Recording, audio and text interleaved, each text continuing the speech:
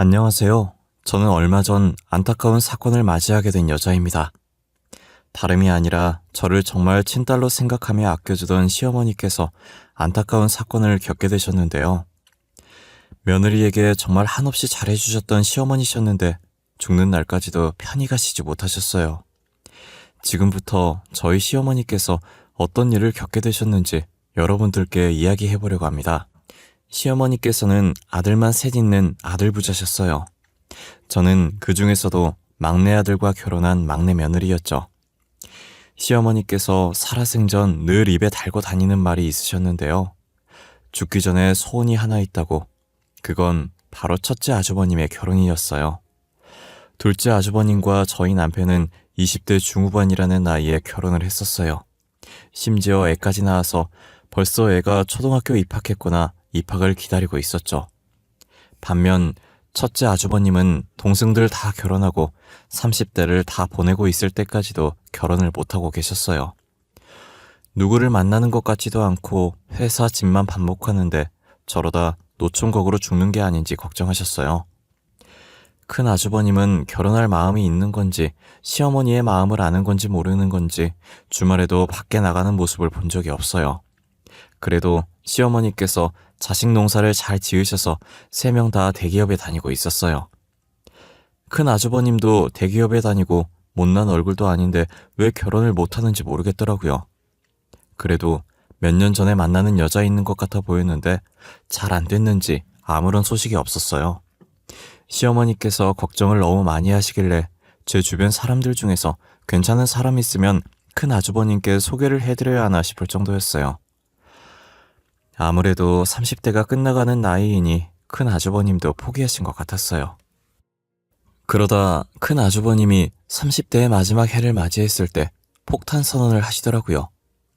그 전에 중반부터 결혼을 전제로 만나고 있는 사람이 있다고요. 같은 회사에 다니면서 만나게 됐다고 하시더라고요. 그 말을 들은 시어머니는 너무 좋아하시고 저희는 놀랬어요. 저는 시어머니가 그렇게 밝게 웃을 수 있는 분이라는 걸 처음 알았어요. 조만간 여자를 집으로 데리고 와서 인사를 드리겠다고 하더라고요. 저희는 큰 아주버님이 큰 형님 되실 분 데리고 올 때 시댁에 안 가려고 했어요. 그런데 시어머니께서 젊은 사람은 젊은 사람이 봐야 한다고 와달라고 부탁을 하시더라고요. 그래서 남편은 두고 저 혼자 시댁으로 가서 큰 형님 되실 분을 봤었어요. 큰형님 되실 분은 저희가 초면이라 어색할 법도 한데 어머님 하면서 애교도 부리고 싹싹 하시더라고요. 분위기 풀어보려고 노력도 많이 하고 시어머니 도와주려고 시어머니 뒷공무니를 졸졸 따라다니는 게 제가 보기엔 별다른 점은 찾지 못했고 단면만 봤을 땐 괜찮아 보이더라고요. 시어머니도 그런 큰형님의 모습에 이뻐하고 마음에 들어하시는 것 같았어요. 저도 나빠 보이진 않아서 결혼하셔도 잘 살 것 같다고 말씀드렸었어요. 그렇게 두 사람은 결혼했고 한동안은 잘 사는 듯해 보였거든요. 하지만 두 사람 사이만 좋았지 시댁과의 사이는 좋지 않았어요. 결혼 후 큰형님의 성격이 점점 변해가고 있다는 것이 느껴졌거든요. 시간이 지날수록 결혼 전 인사드리러 왔을 때 싹싹했던 큰형님의 모습은 찾아볼 수가 없었죠. 큰형님은 저희 시어머니를 늘상 무시하고 면박을 주기 시작했어요. 시어머니께서는 어딜 가도 무시당할 분이 절대 아니시거든요. 젊었을 시절 교사가 직업이었을 만큼 공부도 잘하셨고 항상 며느리들을 친딸처럼 잘 챙겨주시거든요. 큰형님은 며느리 중에 자신만 대기업에 다닌다는 그 이유 하나만으로 대기업 다니는 며느리한테 잘 하라는 듯 콧대를 세우고 있는 것 같았어요. 둘째 형님은 전업주부시고 저는 중소기업에 다니고 있었거든요. 큰형님은 시어머니가 무슨 말을 하든 틀렸다면서 자신이 가르치려고 들었어요. 사소한 것 하나까지도 틀렸다고 달려들기 바빴어요. 큰형님은 시어머니를 무시하는 것에서 끝나는 게 아니라 시댁 전체를 무시했어요. 가족 모임에서도 이런저런 핑계를 대며 제일 늦게 와서 제일 일찍 나갑니다. 모든 준비는 저와 작은 형님이 했고 큰형님은 늦게 와서 준비도 안 하고 일찍 가서 설거지도 안 해요. 큰형님이 와서 하는 거라곤 남의 차려준 밥 먹기, 식구들 무시하기 뿐이었죠. 동서들, 음식 맛이 왜 이렇게 형편이 없어? 식구들 먹는 음식에 이렇게 장난을 쳐도 되는 거야? 형님은 항상 바쁘다는 핑계로 늦게 와서 하신 것도 없으시면서 매번 이렇게 음식 핀잔이나 주고 계시네요. 그럴 거면 그냥 차라리 오지 마세요. 어머, 막내 동생 말하는 것 좀 봐. 어디서 막내가 싸가지 없이 큰형님 말하는데 토를 달아? 아, 못 배워서 그런가? 못 배운 티 좀 내지 마. 진짜 쪽팔려. 형님은 다른 교육은 많이 배우신 것 같은데 예절 교육은 안 배우셨나 봐요. 청학동 예절 교육 신청해드릴까요? 형님한테 꼭 필요하신 것 같은데. 순하디 순한 시댁 식구들 중에 큰형님께 유일하게 이빠른 소리하는 건 저뿐이었어요. 괜히 큰형님한테 말 걸었다간 나이 더 많은 아주버님이나 작은 형님이 좋은 소리 못 들을 거라는 걸 알기 때문에 일부러 말을 잘 걸지 않아요. 솔직히 어린 사람한테 훈계질 당하면 얼마나 기분이 나쁘겠어요. 하지만 저는 어차피 나이도 어리고 서열도 낮으니 막말해도 그러려니 하거든요. 오히려 제 이빠른 소리로 화가 나는 건 큰형님이시죠. 그래서 저는 큰형님이 시비 거시면 똑같이 하고 싶은 말 다 하고 살았어요. 제가 큰형님 말에 맞받아치면 듣고 있던 시어머니와 둘째 아주버님 내외는 푹 하면서 웃어요. 보통 어린애한테 당하면 자존심 상해서 시비 안 걸 텐데 큰형님은 더 달려들더라고요. 또 제 성격이 누군가 저를 밟으면 밟은 대로 가만히 밟히고 있는 성격이 아니거든요. 그런 제 성격을 큰형님께서 제대로 건드는 사건이 있었어요. 어머님이 욕실 청소를 하시다가 미끄러지는 바람에 꼬리뼈를 살짝 다쳐서 병원에 입원한 적이 있었어요. 작은 아주버님은 중요한 미팅 때문에 늦게 오셨고 저희 남편은 지방 출장 가서 당일에 병원에 못 왔어요. 작은 형님은 주부라 소식 듣자마자 병원에 가 계셨고 저는 일 마치는 대로 바로 갔었어요. 큰형님과 큰아주버님은 뭐가 그리 바쁜지 병원비랍시고 꼴랑 20만 원 보내고 안 왔더라고요. 제가 또 한 소리 하려는데 시어머니께서는 괜찮다고 차라리 얼굴 안 보는 게 더 낫다고 말리시는 거예요. 다행히 그 다음 날이 주말이라서 저랑 작은 형님이 번갈아 가면서 시어머니 병간호를 했어요. 그런데 웬일로 일요일 저녁에 큰형님이 친히 병원까지 행차를 하셨더라고요. 그러더니 누워있는 시어머니께 대뜸 한다는 말이 어처구니가 없었어요. 어머님, 그렇게 굳이 뭐하러 화장실 청소하겠다고 설쳐요, 설치길. 나이를 그 정도로 드셨으면 가만히 있는 게 상책이에요, 어머님. 하나 때문에 가족들 다 하고 이게 뭐예요? 야, 말이면 단 줄 알아? 아픈 사람 앞에서 뭐? 설쳐? 얘 진짜 정신이 제대로 나갔네? 당장 어머님한테 사과 안 해? 너 평소에 무식하다는 말을 입에 달고 다니는데 진짜 무식한 건 너야. 너 방금 뭐라 그랬어? 야? 너? 정신은 네가 나간 거 아니니? 어디 하늘 같은 형님한테 고작 막내 나부랑이가 야, 너 거리고 있어. 형님? 형님 같아야 나도 형님 대접을 해주지. 그따위로 행동하면서 형님 대접은 받고 싶니? 넌 양심도 없어? 대접받고 싶으면 대접받을 만한 행동을 해. 하여튼 요즘 애들은 싸가지들이 없어. 시어머니는 본인 분수도 모르고 설치고 막내라는 애는 이렇게 대바라졌어요, 원. 저는 큰형님이라는 작자의 머리털을 다 뽑아주고 싶은 심정이었으나 작은 형님이 제 앞을 막아섰어요. 큰형님은 말리는 작은 형님과 발악하는 저를 팔짱 낀 자세로 쳐다보더니 그러고 있는 꼴이 한심하고 우스워 보인다며 비웃는 거예요. 그러더니 시어머니께 돈 보낸 거 확인했냐고 큰아주버님이 하도 보고 오라고 해서 억지로 온 거라면서 괜찮아 보이는 것 같으니 가보겠다면서 끝까지 염장을 지르더라고요. 불러 세워서 한 소리 더 하려다가 작은 형님이 제게 눈짓하고 고개를 좌우로 흔드시길래 참았어요. 큰형님이 가고 시어머니께서도 큰형님이 더 있어봤자 스트레스만 받고 도움 안 된다고 그냥 가서 이 자리에 없는 편이 마음 편하다고 하더라고요. 그 뒤로는 큰형님도 큰아주버님도 시어머니의 병실에 머리카락 하나 보이지 않으셨어요. 시어머니께서는 나이가 있으신지라 꼬리뼈 아무는 시간이 오래 걸려 꽤 긴 병실 생활을 한 후 퇴원하고 다시 예전처럼 평범한 일상으로 돌아갈 수 있었어요. 저는 이대로 시어머니께서 건강하게 오래오래 사셨으면 좋겠다고 생각했어요. 하지만 제 바람과 다르게 시어머니는 하루하루 빠르게 늙어가기 시작하셨고 없던 건망증도 생기더니 무언가를 잊는 게 일상이 되어버렸어요. 작은 형님과 저는 그런 시어머니의 모습을 보면서 단순 노화가 아니면 어쩌지 하는 생각에 병원에 안 가려는 시어머니를 억지로 모시고 검사를 받았어요. 제발 치매만 아니길 바라며 검사 결과를 기다리는데 검사 결과는 암담하게도 치매였어요. 시어머니는 자신이 치매라는 소리를 듣고 충격을 받으셨는지 실어증까지 걸리신 거예요. 아무것도 말하고 싶지 않아 하셨고 급기야 밥도 드시지 않으려고 하셨어요. 아직 치매 증상이 심한 정도가 아니라서 괜히 시댁 식구들이 걱정할 것 같아 시어머니의 치매 소식을 알리지 않았어요.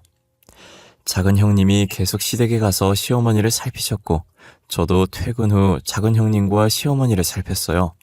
그러다 시어머니의 증세가 점점 심해지고 더 이상 가족에게 숨기기가 힘들어지더라고요. 이러다가 무슨 일이 생길 것만 같아서 요양원이라도 모시고 보살피는 게 나을 것 같은 거예요. 그래서 작은 형님과 저는 가족들에게 시어머니의 치매 소식을 알리기로 했어요. 여보, 작은 아주버님, 놀라지 말고 들어주세요. 지금 어머님 상태가 좋지 않아요. 요즘 들어 깜빡하는 증세가 심해지는 것 같아서 검사를 받았더니 치매라고 하시더라고요. 뭐? 치매라고? 우리 어머니가 치매에 걸렸다는 말이야? 그럼 우리 못 알아보는 거야? 상태가 얼마나 안 좋은 건데 우리한테 자세히 좀 말해봐봐. 아직은 우리를 알아보시긴 하시는데 저번에 물 올려놓고 깜빡하고 장 보러 가셔서 시댁 홀라당 태워먹을 뻔했어. 게다가 어머님이 집 비밀번호 생각 안 나셔서 집 앞에서 울고 계셨고. 어머님 언제부터 그랬어? 당신 요즘 계속 어머니 집 가더니 그 이유 때문이었던 거야? 그럼 꽤 오래됐단 말인데 왜 우리한테 말 안 했어? 우리한테 말했어야지. 그땐 작은 형님이랑 내가 보살피면 될 정도로 증상이 심하지 않았었고 괜히 당신이랑 작은 아주버님이 일 때문에 스트레스 받으시는데 어머니까지 걱정하실까봐 그랬지. 남편은 시어머니께서 치매에 걸렸다는 제 말을 듣고 흥분을 해서 눈을 크게 뜨더니 왜 어머니 일을 자식인 본인에게 말하지 않았냐며 제게 마구 쏟아내기 시작하더라고요. 작은 아주버님은 남편 뒤에서 불만 가득한 표정으로 저와 남편을 보고 계시는 거예요. 저는 작은 아주버님께서도 아들이시니 남편처럼 저희가 말하지 않은 게 화나서 그런 표정으로 저를 바라보고 계신 줄 알았어요. 남편의 말을 끝나자마자 작은 아주버님께서 입을 떼시는데 남편한테 의외의 말을 하시더라고요. 막내야, 그만해. 재수씨도 그동안 어머니 모신다고 얼마나 힘들었겠냐. 시어머니 모시는 게 여간 힘든 일이 아닌데 고생했다고 해도 모자랄 판에 화를 내서 되겠니? 여보, 미안해. 형말처럼 그동안 우리 어머니 모신다고 힘들었을 텐데 어머니 아프시다고 하니까 나도 모르게 흥분해서 형수님께도 감사하고 죄송합니다. 아니에요. 막내나 저나 며느리로서 당연히 할 일 한 것뿐인데요. 그나저나 어머님 상태가 점점 안 좋아지셔서 큰일이에요. 어떡하면 좋죠? 제가 재수씨 이야기할 때 잠시 생각을 해봤는데 어머니를 요양원에 모시는 게 어떨까 싶어요. 재수씨도 일하고 저희 집사람은 주부긴 하지만 저희 아이들을 보살펴야 해서 하루 종일 어머니 댁에 가 있을 수가 없어요. 사실 저희도 요양원 생각했었거든요. 하지만 저희가 먼저 이야기를 꺼내는 건 친정엄마 아니라서 요양원에 모시려고 한다고 생각하실까봐 차마 얘기를 못 꺼냈어요. 아무래도 며느리가 먼저 이런 얘기 꺼내기엔 조심스럽긴 하죠. 그래서 제가 먼저 말씀드리는 거예요. 솔직히 요즘 현대인들이 얼마나 바빠요. 일하랴 육아하랴 요양원도 잘 되어 있으니 괜찮을 겁니다. 그건 형 말이 맞아. 요즘 요양원 되게 잘 되어 있더라. 그래도 불안하다 싶으면 우리가 퇴근하고 어머니 찾아가서 조금이라도 말벗 대어드리면 괜찮지 않을까? 저는 작은 아주버님께서 먼저 시어머니를 요양원에 모시자는 얘기를 하실지 몰랐어요. 아무래도 며느리가 먼저 시어머니를 요양원에 보내는 게 어떻겠냐고 시댁 식구들에게 얘기를 하면 역시 친딸이 아니라서 시어머니 요양원에 보내려고 한다고 생각할 것 같아서 선뜻 말하지 못했거든요. 작은 아주버님은 저희가 그런 사람이 아니라는 것을 충분히 잘 아시고 그동안 저희에게 수고했다며 그 정도면 충분하다고 시어머니를 요양원에 모시자고 하시더라고요. 작은 형님과 저는 시어머니께서 편하게 지낼 수 있는 요양원을 열심히 알아봤어요.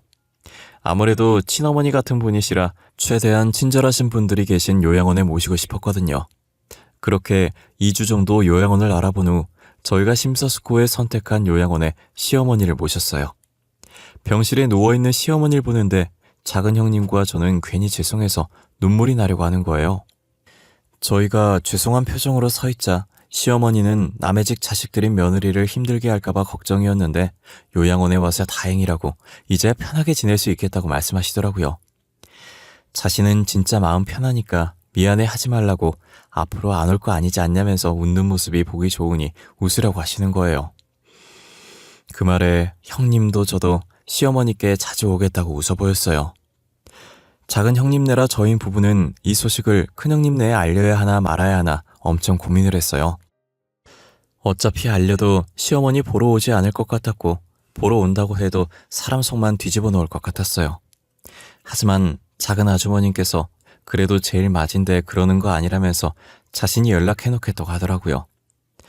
저희는 솔직히 큰형님네가 시어머니를 보러 올 거라는 기대도 하지 않았어요. 하지만 저희 예상과 다르게 개과천선을 하신 건지 큰형님과 큰아주버님이 요양원으로 찾아온 거예요. 제가 퇴근하고 시어머니 병실에 도착한 지 5분 정도 지나고 큰형님네가 울상으로 들어오더라고요. 또 어떤 말로 사람 속을 뒤집으려고 왔나 싶어서 팔짱 끼고 그들을 쳐다봤는데 그들은 울 듯 말 듯한 표정으로 시어머니에게 다가가 시어머니의 두 손을 꼭 잡았어요. 갑작스러운 일에 시어머니께서는 놀란 눈으로 저와 작은 형님을 번갈아 쳐다보셨고 저와 작은 형님도 적잖이 놀라서 멍한 표정으로 서로를 쳐다봤어요. 큰형님은 시어머니의 두 손을 잡자마자 눈물을 터뜨리더라고요. 그동안 못되게 죄송했다고 다시는 안 그럴 테니 아프지 말라고 하시면서요. 큰아주버님도 그간 찾아오지도 않고 무심해서 죄송하다고 앞으로 자주 찾아뵙겠다고 못난 아들 용서하시라면서 큰형님 뒤에서 눈물을 훔치시더라고요.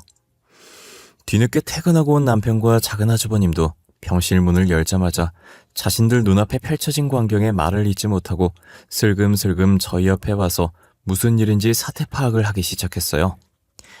어머님, 앞으로 제가 자주 올게요. 매일매일 찾아올게요. 그동안 못되게 굴어서 정말 죄송했어요. 다시는 안 그럴 테니까 아프지 마세요. 네? 엄마, 나도 미안했어. 그러니까 아프지 마. 나 엄마 없으면 못 살아. 그간 바보다는 핑계로 무심했던 거 정말 미안해. 앞으로 자주 올 테니까 못난 아들 용서해줘. 그래. 알겠어. 다 큰 애들이 왜 이렇게 울고 그래? 누가 볼까봐 겁난다. 알겠으니까 누가 보기 전에 빨리 눈물 닦아. 시어머니께서는 난처한 표정으로 큰형님과 큰아주버님을 달래기 바빴고 큰형님과 큰아주버님은 시어머니 곁에서 안 떠나려고 하셨어요. 그래도 큰형님네가 빈말을 한 건 아니었는지 둘째 형님께서 시어머니를 보살피는데 큰형님네가 제가 없을 때도 자주 찾아온다고 하시더라고요. 정말 제대로 마음을 고쳐먹기로 한 모양인 것 같았어요. 하지만 저희 세형제 부부의 극진한 보살핌에도 불구하고 시어머니 상태는 점점 안 좋아지더라고요. 다른 건 다 깜빡하셔도 저희는 끝까지 잊지 않으셨던 분이 이제는 저희조차도 못 알아보실 만큼 상태가 좋지 못했어요. 천천히 상태가 안 좋아진 것도 아니고 갑자기 안 좋아지셔서 왜 그런 건지 영문을 모르겠더라고요. 의사 선생님 말로는 극심한 스트레스를 받아 치매 진행 속도가 빨라진 것으로 보인다고 하는 거예요. 하루 종일 요양원에 계시고 둘째 형님이 잘 보살피셔서 스트레스 받으실 일이 전혀 없으실 텐데 도대체 어디서 스트레스를 받으신 건지 도무지 모르겠더라고요. 저희는 스트레스가 원인이라는 의사 선생님의 말을 받아들일 수가 없었어요. 혹시나 요양원 직원들이 시어머니께 스트레스 주시는 건가라는 생각을 아주 잠깐 했었지만 다들 착하신 분이고 늘 자신의 가족처럼 생각하시는 분들이라 절대 그럴 일은 없었어요. 날이 갈수록 치매 증세는 심해지시고 스트레스의 원인은 알 수가 없으니 답답하더라고요. 스트레스 원인이라도 알면 그걸 해결하고 조금이나마 시어머니를 편하게 해드리고 싶은데 말이에요. 원인이 뭔지 모르니 일단 저희는 시어머니를 이전보다 더 극진히 보살피자는 생각을 했어요. 저희 새형제 부부는 극진히 시어머니를 모셨지만 시어머니는 저를 기다려주시지 않으셨고 뭐가 그리도 급하셨는지 요양원에 들어간 지 1년 만에 저희 곁을 떠나셨어요. 저는 시어머니께서 돌아가셨다는 게 한동안은 믿지 않았어요. 시어머니가 돌아가시고 제일 슬퍼한 건 큰형님네였어요. 큰형님은 장례식장에서 시어머니의 영정사진을 보며 목 놓아 우시다 기절까지 하셨어요. 큰아주버님도 넋이 나간 사람처럼 시어머니의 영정사진만 뚫어져라 보셨죠. 저는 그 모습을 보며 진작에 더 잘하셨으면 얼마나 좋았을까 싶었어요. 저희는 정신없는 장례식을 마친 후 부족은 계산하며 시어머니 유언장 이야기를 하고 있었어요. 시어머니께서 유언장을 안 남기신 것 같은데 어떻게 할까 저희끼리 고민하고 있는 와중에 큰형님은 주머니에서 봉투 한 장을 꺼내더니 저희에게 내미시더라고요. 작은 아주버님은 큰형님이 내민 봉투를 받아들어 봉투 안에 있는 종이를 꺼냈어요. 큰형님이 저희에게 내민 것은 다름 아닌 시어머니의 필체로 적힌 유언장이었어요. 유언장에는 큰형님네한테 모든 유산을 주겠다고 되어 있었고 시어머니의 손도장까지 찍혀 있었어요. 작은 아주버님은 아무 말도 못하고 종이를 떨어뜨리셨고 저와 둘째 형님이 그것을 주웠어요. 작은 형님과 저희 부부는 시어머니의 유언장을 보자마자 이건 잘못된 거라고 이의제기를 했죠. 아까까지만 해도 울고불고 난리였던 큰형님네는 저희가 의의제기를 하자 표정이 싹 바뀌더니 어머니께서 그렇게 하기로 한 걸 왜 자신들에게 의의제기를 하냐며 콧방귀를 끼더라고요. 재산을 전부 자신들 앞으로 남겨주기로 했으니 아량을 베풀어 부조금은 나눠 갖자고 하는 거예요. 저희는 어떻게 그럴 수 있냐고 따졌지만 유언장에 적힌 필체가 시어머니의 필체가 맞아서 더 이상 아무것도 할 수가 없었어요. 아무것도 해결하지 못한 채 어머님의 유품을 정리하러 제일 먼저 요양원으로 향했어요. 요양원에 가면 여전히 웃는 얼굴로 저희를 반겨줄 것 같은데 이제 요양원에서 저희를 반기는 건 서랍에 들어있는 1년간의 시어머니의 흔적들이더라고요. 서랍에 있던 시어머니의 유품들을 박스에 하나씩 담는데 베개 밑에 노공기 하나가 있더라고요. 왜 노공기가 베개 밑에 들어있었는지 모르겠지만 일단 시어머니께서 쓰시던 베개 밑에 나왔길래 시어머니의 다른 물품들과 함께 노공기를 박스에 담았어요. 그리고 시댁에 가서 병원에서 들고 온 박스를 내려놓고 집안을 눈으로 한번 훑었어요. 시어머니께서 시집 오시고 추억이 많이 담긴 이 집에서 한 번도 이사를 가지 않았다고 하셨었는데 집안을 훑어보며 그 말이 생각나서 이 집이 꼭 시어머니 같다는 생각에 눈물이 났어요. 흐르는 눈물을 닦고 다시 시어머니의 유품을 정리하기 시작했어요. 곳곳에서 새형제가 어릴 때 쓰던 물건들이 하나둘씩 나오기 시작하더라고요. 저도 오랜만에 보는 카세트 테이프를 반가운 마음에 같이 있던 카세트 플레이어에 넣고 재생시켰어요. 새형제의 옹알이부터 가족들 앞에서 노래자랑 한 것까지 추억들이 이 카세트에 다 들어있었어요. 한창 카세트를 틀다가 문득 병원에서 들고 온 녹음기가 생각나는 거예요. 저는 과거의 새형제가 그 녹음기 안에 들어있지 않을까 하는 마음에 재생시켰어요. 눈물을 흘리며 듣고 있었던 저는 녹화되어 있던 어떤 여자의 음성이 스피커로 흘러나오자 놀라서 소리를 지르며 녹음기를 던지다시피 떨어뜨리고 말았어요. 녹음기에서 흘러나왔던 여자 목소리의 주인공은 큰형님이었어요. 저는 입을 틀어막고 녹음기에서 나오는 소리를 듣고 있었고 요양원 잔금 결제 후 뒤늦게 온 작은 형님이 입을 틀어막고 있는 저를 보고 왜 그러냐며 놀라다가 어디선가 들려오는 소리에 같이 입을 막았어요. 알고 보니 시어머니의 치매 진행 속도를 빠르게 만들었던 스트레스 원인이 큰형님이었어요. 녹음기에 들어있는 파일이 죄다 몇 시간씩 되는 걸 보아하니 시어머니께서 정신이 있을 때 켜서 정신이 없을 때의 상황을 녹음 후 다시 정신이 돌아오셨을 때 끄신 것 같았어요. 녹음기 속 큰형님은 작은 형님께 심부름을 시키더니 작은 형님이 병실을 나가자마자 본래 큰형님으로 돌변해서 시어머니께 악담을 쏟아붓더라고요. 정신이 온전치 못한 시어머니의 귀에 대고 당장 유언장을 작성하라고 모든 재산을 첫째에게 넘겨주겠다고 하라고 매일같이 시어머니를 조여왔던 거예요. 언제 죽을지도 모르면서 왜 유언장을 아직 작성하지 않냐고 얼른 유산 첫째한테 주겠다고 하라고 했죠. 시어머니는 정신없는 와중에도 쓰면 안 된다는 걸 인지하셨는지 계속 싫다고 왜 그러냐고 발버둥 치셨어요. 큰형님은 시어머니를 조여오다 작은 형님이 돌아오시면 아무 일 없었던 것처럼 시어머니를 보살피는 척했어요. 매일같이 찾아와 시어머니께 유언장을 작성하라고 다른 아들들 잘못되어도 상관없냐며 재촉을 했고 결국 시어머니는 두려운 마음에 큰형님이 말하는 대로 받아줬고 손도장을 찍었던 거예요. 어쩐지 큰형님이 시어머니께 눈물을 흘리며 마음에도 없는 사과를 하고 병실에 계속 찾아오더라니 모든 것이 시어머니의 재산을 노리고 그런 것이었어요. 작은 형님은 모든 사실을 알고 자신의 탓이라며 자책을 했어요. 본인이 자리만 비우지 않았더라면 시어머니께서 그렇게 빨리 떠나지 않았을 거라고 주먹으로 자신의 가슴을 퍽퍽 치면서 울부짖었어요. 저는 작은 형님을 끌어안고 절대 작은 형님 탓 아니라며 그런 생각 하지 말라고 했어요. 그래도 이 녹음본으로 시어머니 재산을 지킬 수 있어서 다행이라고 이것마저 큰형님네로 넘어갔다면 그건 진짜 시어머니께 죄 짓는 것이라고 했죠. 작은 형님은 제 말에 일단 시어머니 재산부터 다시 되찾자고 그리고 자책을 하든 용서를 빌든 하자더라고요. 저희는 녹음본을 남편과 작은 아주버님께 들려줬어요. 남편과 작은 아주버님은 듣자마자 주먹으로 탁자를 내리치더니 절대 용서할 수 없다고 하더라고요. 변호사 선임비가 얼마나 들든 상관없다고 최고의 변호사를 선임해 재판을 벌이자고 했어요. 그렇게 엘리트 변호사를 선임했고 저희는 큰형님네를 상대로 소송을 시작했어요. 다행히 저희의 증거자료와 시어머니의 유언장이 공증되어 있지 않다는 점, 그리고 정신이 온전치 못한 상황에서 쓰여졌다는 점까지 더해서 유언장이 유효하지 않다는 판정을 받게 되었어요. 저희는 재판에서 승소하고 시어머니의 재산을 지켰다는 생각에 환호를 내질렀어요. 큰형님네는 나라를 잃은 표정을 하더니 재판이 끝나고 저희에게 찾아와 자신의 죄를 반성한다고 제발 시어머니 재산 조금이라도 줄 수 없겠냐고 뻔뻔하게 부탁하더라고요. 저희는 심신미약자인 시어머니께 자식들 가지고 협박한 죄까지 고소할 수 있는 건데 참은 거라고 재산 조금 들을 테니 교도소 가도 상관없냐고 하자 교도소라는 말에 뒷걸음질 치더라고요.